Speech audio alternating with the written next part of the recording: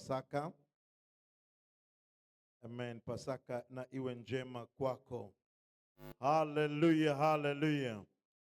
Amen. Bwana Yesu asifiwe tena. Tunamshukuru Mungu aliyetupa uzima na baraka na hata akatujalia kufika siku ya leo na kuwa sehemu ya kuisherehekea Pasaka. Mungu aliye katika mwaka ametujalia kufurahia tena Pasaka kwa mara nyingine. Amen. Bwana Yesu asifiwe.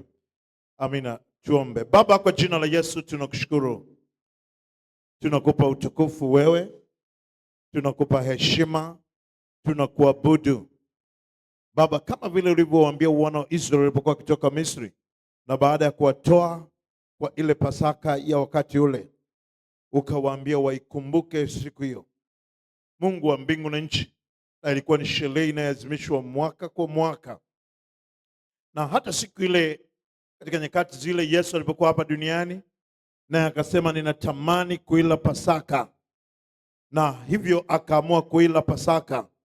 Lakini baada ya kuila Pasaka siku ile akapanda msalabani kesho yake na hatimaye kusulubiwa, kufa na kufuka, na leo tunasherehekea Pasaka mpya.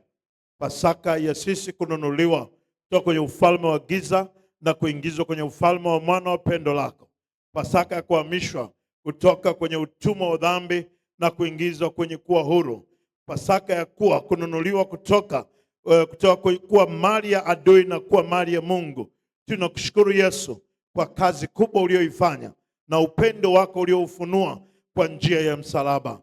Tunakushukuru Yesu, tunakutukuza, tunakuabudu, tunakushangilia Kristo Yesu, tunakuhimidi wewe Kristo Yesu, tunakupa sifa Kristo Yesu, tunakuabudu kwa kazi njema, tunakuabudu kwa udhihirisho wa pendo lako kwetu, tunakuabudu kwa udhihirisho wa ukuu wako ulioudhihirisha kupitia kazi ya msalaba. Tunakuabudu asubuhi ya leo, tunakuhimidi asubuhi ya leo, tunakupa sifa asubuhi ya leo, tunakutukuza asubuhi ya leo, tunakuazimisha asubuhi ya leo, tunakushangilia Kristo Yesu asubuhi ya leo, tunakutukuza we Kristo Yesu. Tunasema asante kwa pendo lako juu ya maisha yetu. Kwa jina la Yesu tunasema asante. Amen. Hallelujah. Bwana Yesu asifiwe. Fungua Biblia yako katika kitabu cha Luka. Napenda kusoma Biblia tafsiri ya neno. Luka ile sura ya 24. Na tutaanza kusoma mstari wa 17. Maandiko yanasema, au tuanze kidogo nyuma kidogo, kuna ili tuweze kuielewa hii habari vizuri. Ikawa siku hiyo wanafunzi wawili wa Yesu walikuwa njiani wakienda kijiji kilichoitwa Emau, yapata maili 7 kutoka Jerusalem. Walikuwa wakizungumza wao kwa wao kuhusu mambo yote yaliyotukia. Walipokuwa wakizungumza na kujadiliana, Yesu mwenyewe akaja akatembea pamoja nao, lakini macho yao yakazuiliwa ili wasimtambue. Akawauliza, ni mambo gani hayo mnayozungumza wakati mnatembea? Soma tafsiri ya neno. Wakasimama, nyuso zao zikionyesha huzuni. Mmoja wao aliyeitwa Kleopa akamuuliza, je, wewe ndiye pekee yako mgeni huku Jerusalem, ambaye hufahamu mambo yaliyotukia humu siku hizi? Akawauliza, mambo gani? Wakamjibu, mambo ya Yesu wa Nazareti, yeye aliyekuwa nabii, mwenye uwezo mkuu katika maneno yake na matendo yake mbele za Mungu na mbele ya wanadamu wote. Viongozi wa makuhani na viongozi wetu walimtoa ahukumiwe kufa, nao wakamsulubisha. Lakini tulikuwa tumetegemea kwamba yeye ndiye aliyekomboa Israeli, angelikomboa Israeli. Zaidi ya hayo, leo ni siku ya 3 tangu mambo hayo yatokee. Amen. Bwana Yesu asifiwe. Bwana Yesu asifiwe. Isitoshe, baadhi ya wanawake katika kundi letu wametushtusha walikwenda kaburini leo alfajiri, lakini hawakukuta mwili wake. Walirudi wakasema wameona maono, malaika ambao waliwaambia kwamba Yesu yu hai. Mwambie nako Yesu yu hai. Kisha baadhi ya wenzetu walikwenda kaburini, walikuta kama vile wale wanawake walivyokuwa wamesema, lakini yeye hawakumuona. Yesu akawaambia, ninyi ni wajinga kiasi gani, nanyi ni wazito mioyoni mwenu kuamini mambo yote yaliyonenwa na manabii. Je, haikumpasa Kristo kuteswa kwa njia hiyo na kisha aingie katika utukufu wake? Naye akianzia sheria ya Mose na manabii wote, akawafunulia jinsi maandiko yalivyosema kuhusu yeye. Bwana Yesu asifiwe. Habari hii inafurahisha, inatia moyo, inauisha na inaleta mwelekeo sahihi wa kiungu na mtazamo sahihi wa mimi na wewe kutazama. Bwana Yesu asifiwe. Maandiko yanazungumza kwa habari ya watu wawili waliotembea siku Yesu aliyekuwa amefufuka. Amen. Maana wanasema jambo hili leo ni siku ya tatu, na siku ya tatu ndio Kristo alifufuka. Bwana Yesu asifiwe. Na ilikuwa ni asubuhi au Yesu amefuka na watu wameenda kaburini, wamekuta kaburi liko wazi. Sasa wakawa wanaenda kijiji kingine, wanasimuliana mambo yaliyotukia. Kwanza walikuwa na habari ya kwanza ya mambo yaliyompata Kristo. Amen. Lakini habari ya pili waliokuwa nayo ni tetesi ya kutoonekana kwake. Amen. Walikuwa na habari mbili. Habari ya kwanza, habari ya makuhani walivyomtenda Kristo. Lakini Mungu aliwapa neema ile asubuhi wasiende Emmaus bila kuwa na habari nyingine. Na walikuwa na habari nyingine ya kwamba yule aliyesulubiwa, yule aliyekuwa nabii, yule aliyekuwa mtu mwema, leo wameenda kaburini, hayuko kaburini.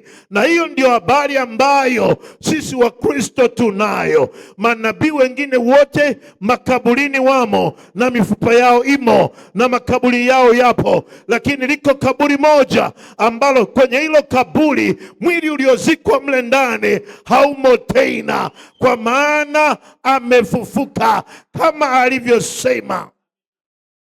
Bwana Yesu asifiwe. Bwana Yesu asifiwe.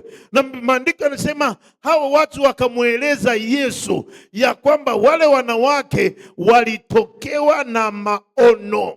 Halo? Kwa hiyo kwa lugha nyingine wakawa na taarifa za siri za kiintelijensia kutoka juu ya kwamba yule aliyezikwa mle ndani amefufuka, yu hai.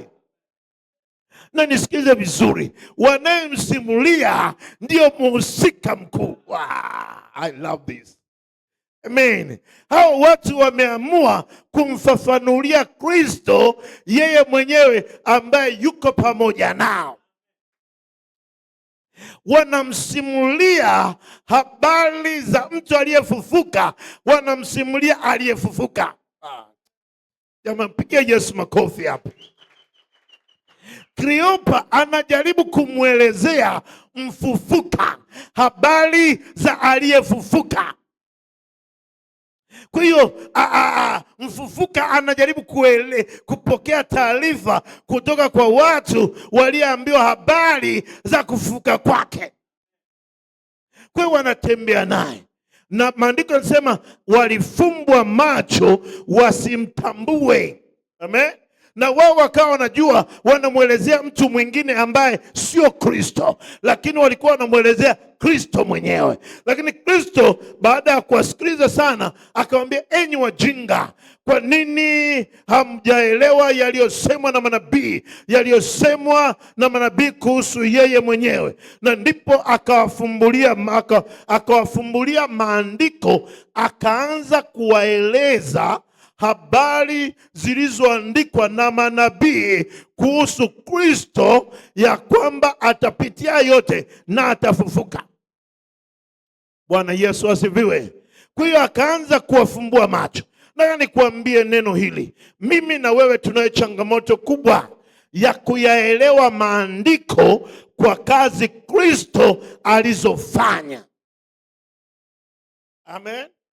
Unaweza ukawa unazungumza habari za Yesu kama Kleopa na mwenzake, lakini sio kwa ufunuo ambao Mungu anataka ujue.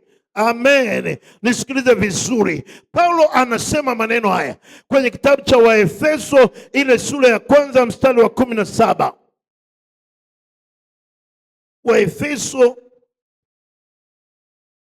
Waefeso. Soma tafsiri hiyo ya neno. Lakini kuna mtu anataka pia awe na English version. Waefeso ile sura ya 1 tukianzia mstari wa 17. Ibidi tutarudi nyuma kidogo, lakini natamani kuanzia mstari huo. Mstari tukianza 16, siachi kumshukuru Mungu kwa ajili yenu, nikiwakumbuka katika maombi yangu. Nazidi kumwomba Mungu wa Bwana wetu Yesu Kristo, Baba wa utukufu, awajalie nyinyi roho ya hekima na ya ufunuo, ili mpate kumjua zaidi. Amen. Nisomee Swahili Union.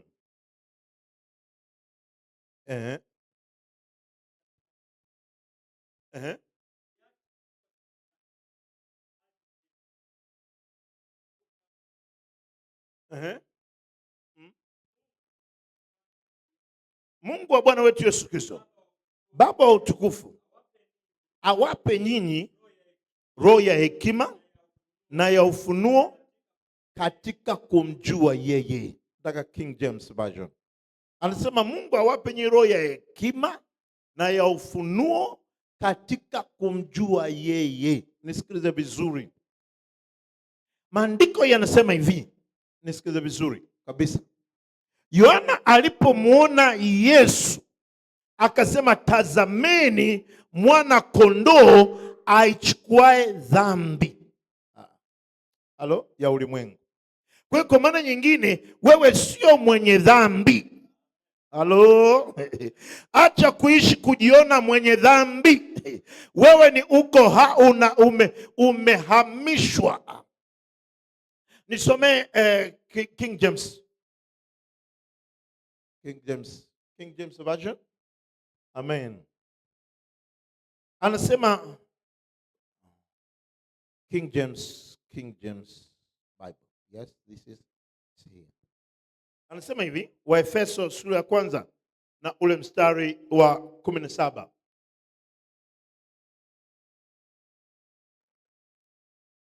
Anasema Mungu wa Bwana wetu Yesu Kristo, Baba wa utukufu, awape nyinyi roho ya hekima na ya ufunuo katika uelewa wa yeye. Amen. Sasa iko hivi. Nisomee pia Amplified. Kuna maneno nataka tuyaweke vizuri. Iko hivi. Ukristo, kabla sijaanza kusema Ukristo, binadamu ana maisha ya hapa duniani ambaye yamechanganyika na mambo mbalimbali. Kuna Kariakoo, kuna Manzese, kuna daladala, kuna mwendokasi, kuna vitu vyote vimechanganyika huko. Sawa? Kwa hiyo anaishi kwenye huu ulimwengu. Alafu na kuna ufahamu wa huu ulimwengu. Alafu pia kuna maarifa ya kiroho. Amen. Kwa nini? Kwa sababu mwanadamu ni roho, anaishi kwenye mwili, anayo nafsi. Amen. Kwa hiyo nafsi ya mwanadamu ina vitu vitatu. Cha kwanza ina akili, ina utashi na ina hisia. Amen. Akili inajazwa maarifa mbalimbali. Kwa hiyo kwenye akili zako yako maarifa ya kidini. na maarifa ya kidini inategemea yameingia kwa kiwango kipi. Nisikize vizuri. Unaweza ukawa na maarifa ya kidini sawasawa na kitabu cha Matendo ya Mitume, wale watu wa Filipi ambao Paulo aliwauliza, je, mlipokea Roho Mtakatifu mlipoamini? Wakasema hata kusikia. Amen. Lakini pia unaweza ukaingiziwa elimu ya kiroho, elimu ya Mungu, ambayo hiyo elimu haijaingia kwa ufasaha zaidi. Kwenye Matendo ya Mitume sura 24 mstari wa 18, maandiko yanasema kama sijakosea 24:18 au 18:24, kulikuwa na mtu anaitwa Apolo. Huyu Apolo alikuwa akihubiri habari za Kristo kwa ujasiri sana. Amen. Lakini Priscilla na Akila walipomwona, wakaamua kumfundisha njia ya Bwana kwa usahihi zaidi. Amen. Kwa hiyo kuna wakati mwingine kuna ufahamu wa kimungu unakuwa umeingia ndani, lakini haujaingia kwa usahihi. Amen. Na hivyo unakuwa mtumwa wa mambo ya dunia hii. Amen. Labda unakuwa ni mtu ambaye unashindwa kuconnect katika ulimwengu wa roho. Lakini pia unakuwa ni mtu ambaye adui anakuwa na uwezo wa kukuattack. Amen. Amen. Bwana Yesu asifiwe. Bwana Yesu asifiwe. Kwa hiyo huyu Kleopa na mwenzake wanaufahamu kuhusu mambo yaliyotukia, na wanaufahamu ya kwamba huyo mtu ndio alikuwa ni tegemeo. Halo? Lakini tumaini lao limepotea kwa sababu yule mtu amesulubiwa. Halo? Ila hawajui ya kwamba kwenye ile safari yake aliyoandikiwa ni pamoja asulubiwe, afufuke, aendelee na maisha. Unanielewa vizuri? Ukristo una changamoto leo. Kila mtu anajaribu kuweka elimu, na hiyo elimu inaweza ikakutoa nje ya kusudi la Mungu. Amen. Unaweza ukawa umeokoka na ukawa mtumwa. Unaweza ukawa umeokoka ukajiona wewe ni mwenye dhambi. Halo? Ukajiona ni? Wakati maandiko yanasema huyu ndiyo mwana kondoo aichukuae dhambi, aichukuae. Wewe sio mwenye dhambi. Halo? Yeye ndio aliyofanyika kuwa mwenye dhambi, Kristo, ili kusudi wewe ile haki ya Kristo ikujirie wewe. Amen. Amen. Amen. Nisome Amplified Bible. Hiyo. Ephesians chapter 1 verse 17. For I always pray to the God of our Lord Jesus Christ. Siku zote ninaomba kwa Mungu wa Bwana wetu Yesu Kristo, the Father of glory, Baba wa utukufu, that he may grant you a spirit of wisdom and revelation, awape nyinyi roho ya hekima na ya ufunuo, of insight into mysteries and secrets. Na kuwapa nyinyi insight. Insight ni kama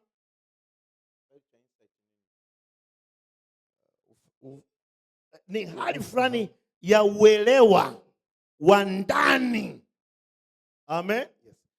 In the deep and the intimate knowledge of him. Ili yani uelewa wa ndani na kuwa na ile intimacy, yani ule ushirika wa kweli. Amen. Nisikize vizuri. Watakatifu, wewe sio mwenye dhambi. Amen. Wewe ni mwenye haki. Amen. Kuna mtu anaendelea vizuri. Yesu, sikiza vizuri. Wangapi tumempokea Yesu kwa Bwana na Mwokozi? Amen. Wewe ni mwenye haki. Wewe ni mwenye haki. Na unapotembea, tembea kwa ujasiri kama mwenye haki. Nisikize vizuri.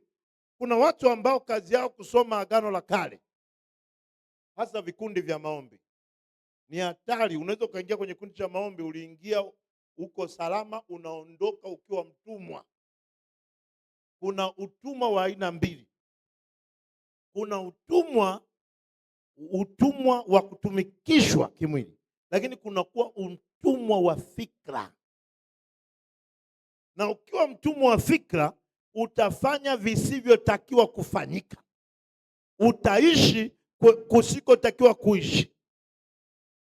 Mtazamo wa fikra zako utakufanya ubaki uwe gerezani wakati wewe ni mtu huru. Haleluya, haleluya, haleluya. Tuko pamoja. Wagalatia sura ya 4. Wagalatia sura ya 4. Kuanzia mstari wa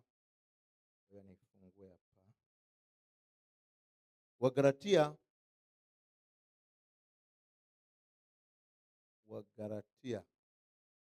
sura ya 4 kuanzia mstari wa 4 hadi wa 7.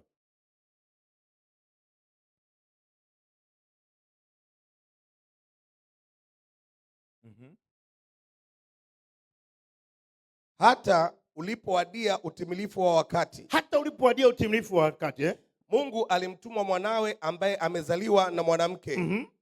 Amezaliwa chini ya sheria. Kusudi awakomboe hao waliokuwa chini ya sheria. Ili sisi tupate kupokea hali ya kuwa wana. Tupate kupokea hali ya kuwa wanaendelea. Na kwa kuwa ninyi mmekuwa wana, Mungu alimtuma roho wa mwanawe mioyoni mwetu, aliaye Aba, yani Baba.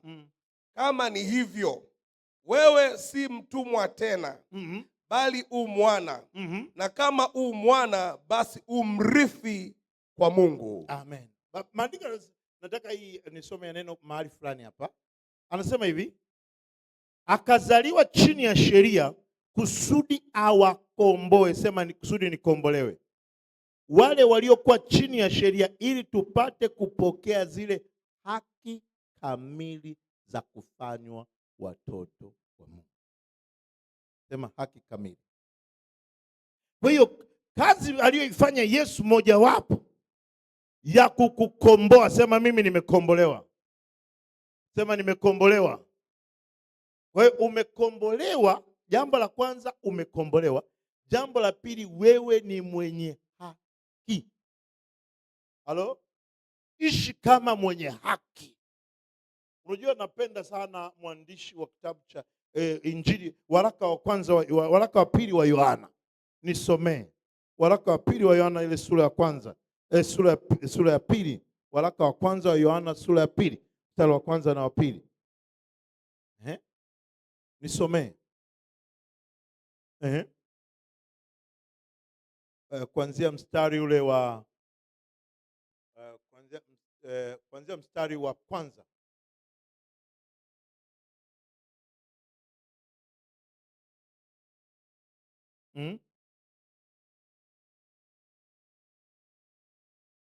Watoto wangu wadogo, nawaandikia haya ili kwamba msitende dhambi. Nawaandikia haya ili kwamba msitende dhambi.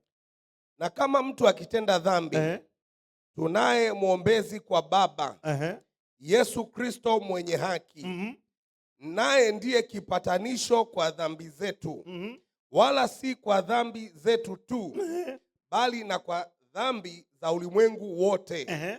Na katika hili twajua ya kuwa tumemjua yeye, ikiwa tunashika amri zake. Amen. Anasema hivi, watoto wadogo nawaandikia haya msitende dhambi. Lakini kama tukitenda dhambi, tunaye nani? Mwombezi. Kwa hiyo sikiliza vizuri, wewe sio mwenye dhambi. Mwambie yako, wewe sio mwenye dhambi, wewe ni mwenye haki. Halo? Aliyefanyika dhambi ni Kristo pale msalabani.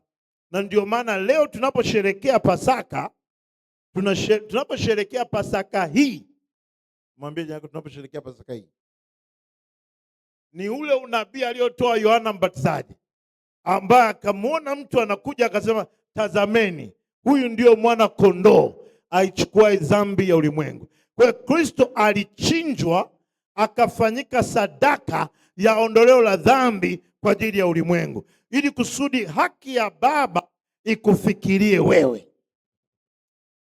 Amen. Amen. Kwa hiyo unapoishi kwenye nyakati hizi, ishi kama mwenye haki. Tembea kama mwenye haki ambaye sio mwenye dhambi. Amen. Amen. Amen. Ishi kama mwenye haki. Halo? Unapoenda kulala mwenye haki ameenda kulala. Ukiamka mwenye haki ameamka. Ukiwa unatembea mwenye haki anatembea. Haleluya. Bwana Yesu asifiwe. Bwana Yesu asifiwe. Wewe ni mwenye haki kwa kuwa Kristo amekufanya hivyo. Haleluya. Bwana Yesu asifiwe. Lakini kitu kingine ambacho Kristo alifanya. Amen. Wagalatia ile sura ya 3. Wagalatia sura 3, mstari tumeusoma sana kuanzia mstari wa 7.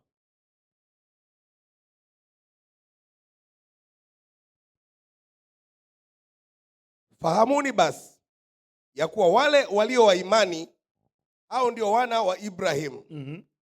Na andiko kwa vile lilivyoona tangu zamani kwamba Mungu atawahesabia haki mataifa kwa imani. Lilimhubiri Ibrahim habari njema zamani kusema, katika wewe mataifa yote watabarikiwa. Amen. Basi hao walio wa imani hubarikiwa pamoja na Ibrahim aliyekuwa mwenye imani.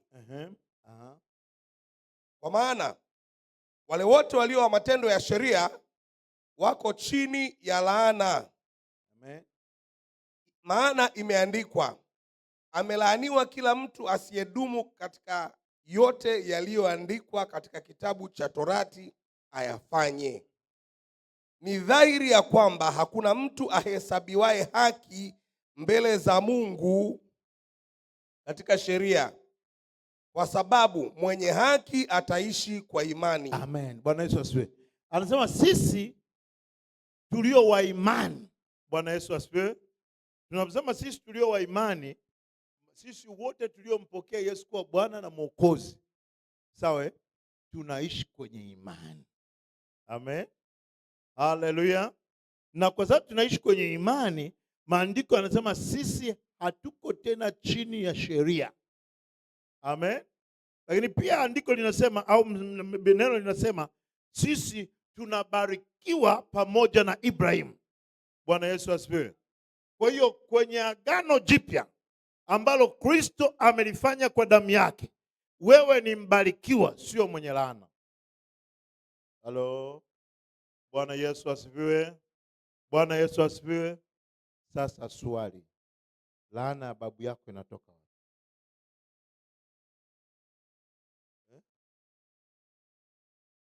Bwana Yesu asifiwe. Laana ya babu yako inatoka wapi? Pastor, laana inatoka wapi? Na uko busy kuivunja. Halo? Biblia inasema wewe ni mbarikiwa. Sasa hapo ndipo penye changamoto. Ile insight, uelewa wa ndani kuhusu haki zako. Unapokosekana, mtu anakuingizia ufahamu wake. Narudia hiyo sentence. Ndio kilichompata Eva. Nyoka akamuuliza, hati hivi ndivyo Mungu alivyosema? Akajichanganya akasema, Mungu hapana, hajasema hivi. Amesema siku utakayekula matunda haya utafunguliwa macho, alafu utafanana naye. Wakati yeye alishafanana na Mungu. Nataka kurudia sentence. Eva aliumbwa kwa sura na mfano wa Mungu. Alafu nyoka anamwambia mpaka ale ndio afanane. Halo? Alishafanana na Mungu. Halo? Ila nyoka anamwambia hawezi kufanana kwake, lazima ale kwanza ndio afanane. Wakati yeye alishafanana tayari na Mungu. Ndio hapo insight inapokuja. Uelewa sahihi wa neno la Kristo. Ukiishi kama mfungu, kama mtumwa, hata kama uko huru, utaonekana mtumwa. Ndio maana mwandishi wa kitabu cha Mhubiri anasema liko baa chini ya jua. Halo? Halo? Watumwa wamepanda farasi, alafu wanaotakiwa kupanda farasi wanatembea kwa miguu. Halo? Ndio hilo baa lilivyo, linakuwa kama la kina Kleopa. Uko na Yesu, unamsimulia Yesu habari. Anarudia tena, Kleopa uko na Yesu, anamsimulia Yesu habari za Yesu.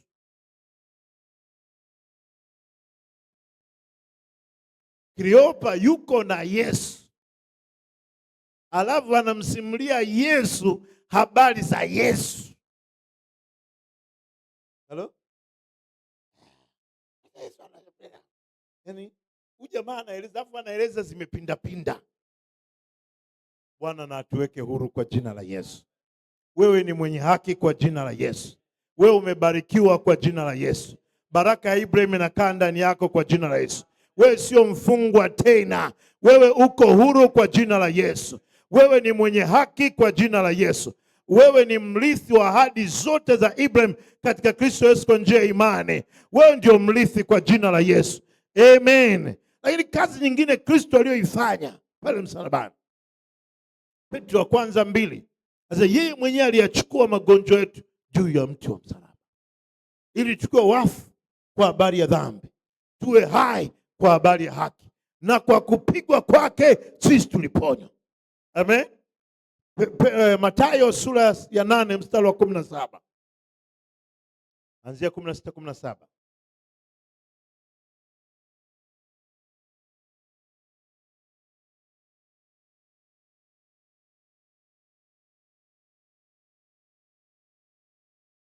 Hiyo sura ya 8 kuanzia mstari wa 16. Biblia inasema hata kulikuwa jioni, wakamletea wengi wenye pepo, akawatoa pepo kwa neno lake, akawaponya wote walikuwa hawawezi, ili litimie lile neno lililonenwa na nabii Isaya akisema, mwenyewe aliutoa udhaifu wetu na kuyachukua magonjwa yetu. Amina, inatosha. Nisome sasa kwenye Isaya 53. Isaya 53 kuanzia mstari wa 1 mpaka wa 5. Isaya sura ya 53 kuanzia mstari wa 1. Ni nani aliyesadiki habari tuliyoileta? Ni nani aliyesadiki habari tuliyoileta? Na mkono wa Bwana amefunuliwa nani? Na mkono wa Bwana amefunuliwa nani? Maana alikuwa mbele zake kama mche mwororo, na kama mzizi katika nchi kavu. Yeye hana umbo wala uzuri, na tumuonapo hana uzuri hata tumtamani. Alidharauliwa na kukataliwa na watu. Alidharauliwa na kukataliwa na watu, Mtu wa huzuni nyingi ajuaye sikitiko. Mtu wa huzuni nyingi anayejua sikitiko. Na kama mtu ambaye watu humficha nyuso zao. Alidharauliwa wala hatukumhesabu kuwa kitu. Na hakika ameyachukua masikitiko yetu. Ameyachukua masikitiko yetu, Amejitwika huzuni zetu. Amejitwika huzuni zetu. Lakini tulimdhania ya kuwa amepigwa. Amepigwa na Mungu na kuteswa. Bali alijeruhiwa kwa makosa yetu. Alijeruhiwa kwa sababu ya makosa yako wewe na mimi, Alichubuliwa kwa maovu yetu. Alichubuliwa kwa sababu ya maovu ya mimi na wewe. Adhabu ya amani yetu ilikuwa juu yake. Adhabu ya amani, yani sisi saizi leo tuna amani. Tunaimba haleluya haleluya. Walikuwa naimba Mandonga, anaimba ile haleluya. Ile furaha tulionayo, ile amani tuliokuwa nayo tunacheza, yeye alichukua adhabu yake. Amen. Soma tena. Adhabu ya amani yetu ilikuwa juu yake. Na kwa kupigwa kwake sisi tumepona. Na kwa kupigwa kwake sisi tumepona. Sisi sote kama kondoo tumepotea. Kila mmoja wetu amegeukia njia yake mwenyewe. Natosha ile mstari wa 4 ndio ulifika pale. Yeye mwenyewe aliyachukua magonjwa yetu. Sema aliyachukua magonjwa yetu. Yesu alisulubiwa pale msalabani. Sawa? Akiwa amebeba huzuni zetu na fadhaa zetu na kila kitu, na Biblia inasema amani ya adhabu yetu. Soma huo mstari wa 3. Alidharauliwa na kukataliwa na watu. Alidharauliwa na kukataliwa na watu. Mtu wa huzuni nyingi. Mtu wa huzuni nyingi. Ajuaye sikitiko. Anayejua sikitiko. Na kama mtu ambaye watu humficha nyuso zao. Mstari wa 4.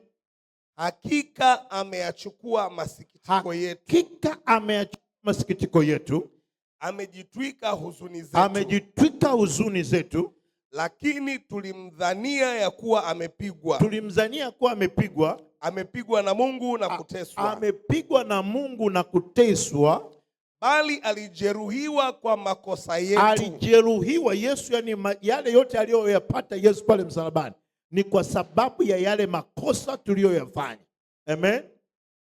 Yeah. Alichubuliwa kwa maovu yetu. Alichubuliwa kwa maovu tuliyokuwa nayo. Adhabu ya amani yetu ilikuwa juu yake. Sisi ndio tuliostahili adhabu. Halo? Naeleweka vizuri? Maandiko yanasema hivi, kila atendaye dhambi atakufa. Ndio anasema hivi. Halo? Ndio anasema hivi. Amen. Kwa hiyo Kristo alikufa ili sisi tuliostahili kufa tusife. Amen. Halo? Kwa sababu mshahara wa dhambi ni mauti. Na Yesu aliibeba dhambi ya dunia yote juu yake. Halo? Kwa hiyo mshahara niliotakiwa kupokea mimi na wewe aliupokea Yesu. Haleluya. Bwana Yesu asifiwe. Ili kusudi Kristo kwa kufanyika kuwa mwenye dhambi, mimi niwe mwenye haki. Kwa hiyo amani nilionayo leo, kuna mtu aliitesekea. Furaha nilionayo leo, kuna mtu aliitesekea. Amen. Kwa maana kuna anampenda Pastor Mika, anasema utasikia tumeokolewa bure. Hatujaokolewa bure. Kuna mtu alilipa gharama. Halo? Bwana Yesu asifiwe. Wokovu ulionao kuna mwingine ameulipia. Aliyeulipia ni Kristo. Na ndio maana Paulo anasema lazima tuheshimu wokovu tuliopewa. Kwa nini? Kwa sababu huo wokovu umegharamiwa na mtu mwingine. Na aliyegharamia huo wokovu ni Yesu Kristo kwa kazi ya msalaba. Amen. Amen. Amen. Unajua sisi tunasherehekea Pasaka kama watu wa mataifa wanavyosherehekea. Halo? Sisi wa Agano Jipya tunamjua Kristo, hatutaki kusherehekea Pasaka kama watu wa mataifa. Amen. Kama dunia inavyosherehekea. Kwanza nilikuwa na somo leo nataka kufundisha leo, tofauti ya Pasaka na Easter. Amen. Sasa nataka kuweka kusementi huko zaidi. Kwa sababu kadi ya Easter ina kasungula na mayai matatu. Hello? Kuna uhusiano gani na msalaba? Kwa nini? Wakati kanisa linachukuliwa kuwa kanisa la dunia nzima, the Church of Universe, zilihamishwa sikukuu za kipagani zikaingizwa kwenye Ukristo. Amen. Kwa mtu anaelewa vizuri. Halo? Kwa tunaposherehekea sisi Pasaka, tunasherehekea makundi haya matatu. Kundi la kwanza ni wa Israeli, wanasherehekea Pasaka ya kutoka Misri, Passover.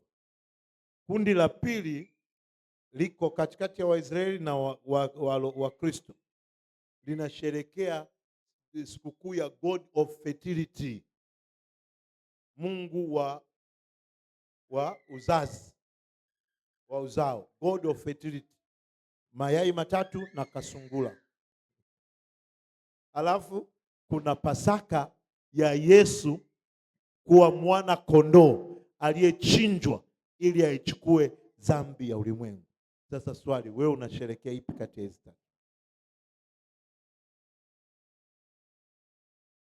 Katika hizi tatu wewe unasherekea ipi? Kuna baadhi ya watu wanasherekea ile ya Misri. Amen. Wanafuata kawaida za ibada zile na mambo kadhaa. Pastor amesema yeye alikula tu nyama siku ile. Yaani wana taratibu wanazifuata. Alafu kuna wale wanaosherekea God of fertility. Lakini sisi tunasherekea yuko mwanaume mmoja aliyefanyika kuwa mwenye dhambi ili kusudi mimi niwe mwenye haki. Yuko mwanaume mmoja aliyechukua magonjwa yangu pale msalabani. Maandiko yanasema yeye mwenyewe aliyachukua magonjwa yetu juu ya mti wa msalaba, ili nikiwa mfu kwa habari ya dhambi niwe hai kwa habari ya haki, na kwa kupigwa kwake mimi niliponywa.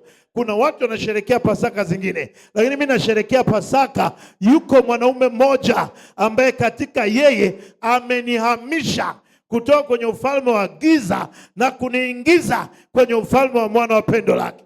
Yuko mwanaume mmoja ambaye amefanya kazi. Wakolosai sura ya 1 mstari wa 9 na kuendelea. Yuko mwanaume huyu ninayemsema habari zake sasa. Wakolosai, amen, sura ya 1 mstari wa 9 na kuendelea. Wakolosai sura ya 1 mstari wa 9 na kuendelea mpaka 13. Kwa sababu hiyo sisi nasi tangu siku ile tuliposikia hatuachi kufanya maombi na dua kwa ajili yenu, ndio ili mjazwe maarifa ya mapenzi yake katika hekima yote na ufahamu wa rohoni, mwenende kama ulivyo wajibu wenu kwa Bwana, mkimpendeza kabisa, mkizaa matunda kwa kila kazi njema na kuzidi katika maarifa ya Mungu, mkiwezeshwa kwa uwezo wote kwa kadri ya nguvu ya utukufu wake, mpate kuwa na saburi ya kila namna na uvumilivu pamoja na furaha, mkimshukuru Baba aliyewastahilisha kupokea sehemu ya urithi na watakatifu katika nuru. Naye alituokoa katika nguvu za giza, akatuhamisha na kutuingiza katika ufalme wa mwana wa pendo lake, ambaye katika yeye tuna ukombozi, yaani msamaha wa dhambi. Amen. Mwambie yako, tukimshukuru Baba ambaye amewastahilisha kushiriki katika urithi wa watakatifu katika ufalme wa nuru. Amen. Kwa hiyo kazi nyingine Kristo aliyoifanya ni kutufanya sisi tuwe warithi. Amen. Bwana Yesu asifiwe. Lakini pia ametuhamisha kutoka kwenye ufalme wa giza. Mwambie yako, wewe umehama. Halo? Unajua iko hivi. Wakati ule, wakati wa vijiji, wakati wa sera ya vijiji, ya kuanzishwa vijiji vya ujamaa, watu walikuwa wanakaa mashambani huko, wamesambaratika. Kwa hiyo Nyerere aliona hao watu hawatatoka, alikuwa anatuma malori, matipa, unahamishwa kwa nguvu. Halo? Mwambie jirani yako, wewe umehama. Unajua unaweza ukawa umehama lakini unatamani kuwa kama mke wa Lutu. Mwambie jirani yako, wewe umehama na umehamishwa kutoka kwenye ufalme wa giza na umeingizwa kwenye ufalme wa nuru kwa kazi ya msalaba. Amen. Wewe hauko kule tena.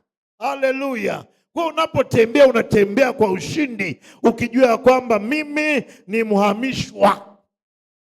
Halo? Unatembea ukijua kwamba Kristo alifanya kazi moja, amenitoa kwenye ufalme wa giza. Na ndio maana sasa ukijua kwamba umehamishwa, utakiwi tena kuwa na mawazo ya kuzimu. Halo? Unajua mtu aliyeokoka ukimuuliza ukifa unaenda wapi? Anasema najua Bwana. Hapa hujaokoka. Mtu yoyote aliyeokoka anajua anakoenda. Halo? Halo? Bwana Yesu asifiwe. Ukiona kwamba moyo wako una maswali, hujui uendako, hapo changamoto ipo. Wewe sio mwenzetu, uje ni kuongoze sala ya toba. Watu wote waliookoka wamehamishwa kutoka kwenye ufalme wa giza na wameingizwa kwenye ufalme wa Mungu. Amen. Kwa hiyo ishi ukiwa kwenye ufalme. Nampenda Jonathan. Alipompenda Daudi, akamvika Daudi mavazi yake. Halo? Bwana Yesu asifiwe. Akamvika Daudi. Yaani Jonathan kwa baada ya Jonathan wameonana na Daudi. Halo? Baada ya kuonana na Daudi sasa. Halo? Iko tilako. Victor John.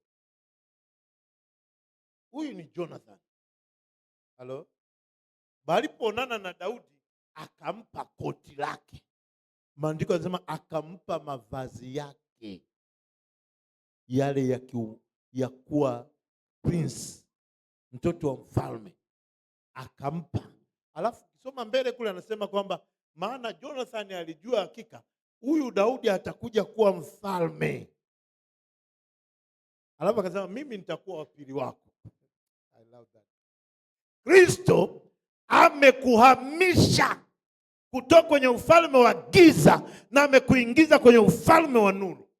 Wewe sio wa kawaida wewe. Mapepo lazima yakuogope, magonjwa lazima yakuogope, majini lazima yakuogope, wachawi lazima wakuogope. Kwa nini? Kwa sababu wewe sio wa kawaida. Amen. Wewe sio wa kawaida. Kwa nini unalala na hofu ya wachawi? Kwa nini unalala ukiwa na hofu ya kurogwa wakati wewe umehamishwa? Halo? Kwa nini unalala ukiwa na hofu? Hofu ya kufa. Unaweza kwa nitembea na nitakufa sasa hivi. Umekopa wapi hiyo roho? Sio ya huku, ya watu wa huku. Halo? Sisi tulioko nuruni, hizo roho sio zetu. Halo? Bwana Yesu asifiwe. Bwana Yesu asifiwe. Hizo sio roho zetu. Sisi ni wenye haki. Mwambie yako wewe ni mwenye haki. Kwa Kristo kazi aliyoifanya msalabani ni kukuhamisha pia. Kwa lazima usherekee ushindi. Leo tunaposherekea Pasaka, nenda kale kanywe. Amina. Hata si wengine tutakunywa soda fulani. Amen. Kwa nini? Kwa sababu mimi ni muhamishwa. Halo? Mimi ni muhamishwa. Sio nimejihamisha, nimehamishwa. Halo? Na mmoja aliyekufa msalabani. Simama kwa miguu yako. Sema, Baba, kwa jina la Yesu, ninakushukuru kwa kulifunua pendo juu ya maisha yangu. Pale ulipomtoa mwanao wa pekee Yesu Kristo ili afanyike kuwa mwana kondoo aliyechinjwa ili aichukue dhambi ya ulimwengu. Ni hivi ndivyo nilivyo. Hivyo Baba, kwa jina la Yesu, mimi sio tena mwenye dhambi, bali ni mwenye haki, niliyohamishwa kutoka kwenye ufalme wa giza na kuingizwa kwenye ufalme wa mwana wa pendo lako, yaani ufalme wa Yesu Kristo. Baba, kwa jina la Yesu, Yesu akiwa mzaliwa wa kwanza na sisi tukiwa katika ndugu wengi tulioungana naye, kwa jina la Yesu Kristo, sema, Baba, kwa jina la Yesu, ninakushukuru kwa maana wewe Yesu uliachukua magonjwa yangu yote juu ya mti wa msalaba, ili nikiwa mfu kwa habari ya dhambi niwe hai kwa habari ya haki, na kwa kupigwa kwako mimi niliponywa. Hivyo kwa jina la Yesu ninatangaza mimi ni mzima,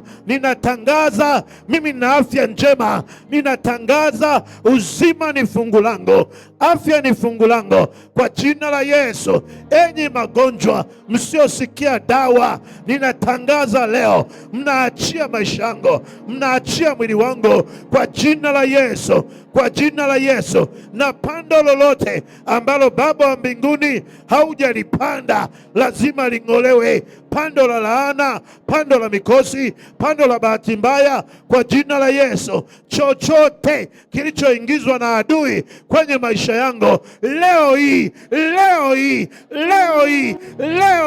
lazima kiondoke kwa jina la Yesu, kwa jina la Yesu, kwa jina la Yesu, kwa jina la Yesu. Ninatangaza, kwa maana Kristo aliyachukua masikitiko yangu, aliyachukua mateso yangu, alichukua huzuni zangu. Hivyo leo hii ninatangaza, mimi huzuni sio fungu langu, mateso sio fungu langu, hofu sio fungu langu, mashaka sio fungu langu, kwa jina la Yesu, kwa jina la Yesu, kwa jina la Yesu, kwa jina la Yesu. Kushindwa sio fungu langu, kwa jina la Yesu. Ninakiri kuanzia sasa mimi ni mbarikiwa, niliyobarikiwa na Bwana. Ninakiri kuanzia sasa mimi nina afya njema, kwa jina la Yesu. Ninakiri kuanzia sasa mimi ni mshindi, kwa jina la Yesu. Ninakiri kuanzia sasa mimi ni mbarikiwa,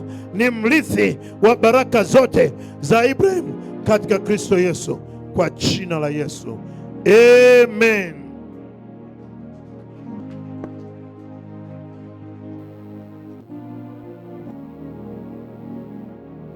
Tumpe Bwana makofi tena.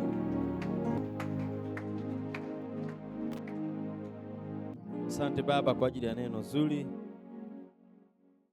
katika siku ya leo tunaposherekea kufufuka kwa Kristo. Amen. Basi muda huu ni muda wa sadaka. Tuende tukamtolee Bwana.